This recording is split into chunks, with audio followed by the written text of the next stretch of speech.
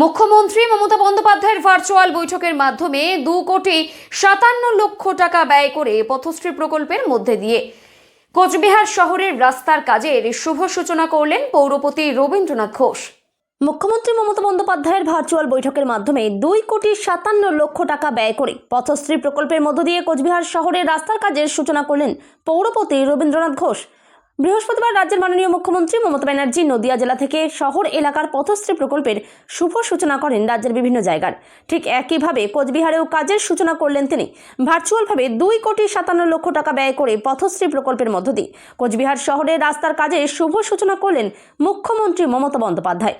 এদিন কোচবিহার পৌরসভায় একটি অনুষ্ঠানের মধ্য দিয়ে এই ভার্চুয়াল মিটিং করা হয়, যেখানে উপস্থিত ছিলেন কোচবিহার পৌরসভার পৌরপতি রবীন্দ্রনাথ ঘোষ সহ অন্যান্য পৌরকর্মীরা। সাংবাদিকদের মুখোমুখি হয়ে পৌর প্রধান কি জানাচ্ছেন শুনবো বিস্তারিত।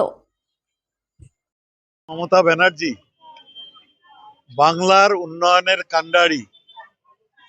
তিনি আজ সকাল 12:30টায় নদিয়া জেলার কৃষ্ণনগর থেকে সারা রাজ্যের পৌর এলাকা, কর্পোরেশন এলাকার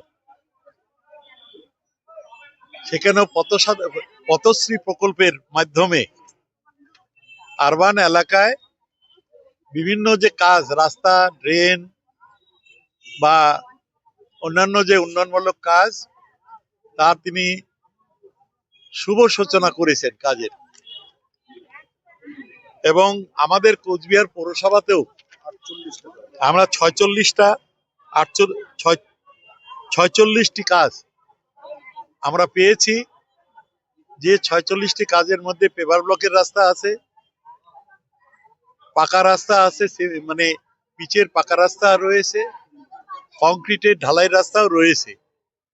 এবং এই 46টি কাজের আমাদের 2,57,00,000 টাকা এতে খরচ হবে।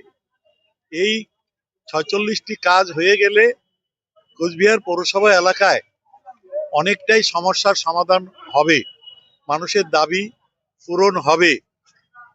জানেন আপনারা, তাছাড়াও জোর কদমে কাজ চলছে আমার পাড়া আমার সমাধানের, যে কাজে 8,20,00,000 টাকা কোচবিহার পৌর এলাকায় খরচ হবে। সেখানেও পেভার ব্লক রয়েছে, পিচের রাস্তা রয়েছে, লাইট রয়েছে, ড্রেন রয়েছে, ছোট ছোট যে সমস্যাগুলো রয়েছে মানুষের প্রস্তাব অনুযায়ী, নাগরিকদের প্রস্তাব অনুযায়ী, সেই কাজগুলো শুরু হয়েছে জোর কদমে।